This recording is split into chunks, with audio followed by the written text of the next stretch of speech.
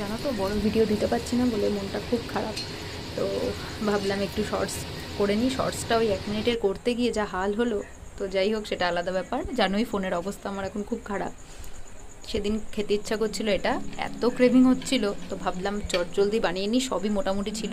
পটলটা ভেজে নিলাম, পেঁয়াজ ভাজা, শুকনো লঙ্কা ভাজা, কাঁচা পেঁয়াজ, কিছুটা কাঁচা পেঁয়াজ কুচোনো, কাঁচা লঙ্কা থাকবে, পটল ভাজা থাকবে, আর থাকবে ডিম সেদ্ধ। হঠাৎ করে দেখি মা হাজির। মা বলছে, আমি আমুদি মাছ করেছি একদম ঝাল ঝাল করে, তুই একটু টেস্ট করতেই হবে তোকে। আর মা এটা ভালো করে জানে এইসব খাবার পেলে আমি সামনে মাছ মাংস কিচ্ছু ভালো লাগে না আমার। তো যাই হোক, মা বললো যে টেস্ট কর, খুব ভালো হয়েছে। তাই আমি এটা মাখতে শুরু করে দিয়েছিলাম। হঠাৎ মনে পড়লো না, লাস্টে মাছটা খেলে হবে না, তাই আগে মাছটা আমি শেষ করে নিই। মাছটা খেয়ে নিয়েছি, হ্যাঁ সত্যিই খুব ভালো হয়েছিল। তারপরে সবকটা জিনিসকে যেভাবে না মাখলেই নয়, ভালো করে চটকে চটকে মেখে ডিনারটা কমপ্লিট করেছিলাম।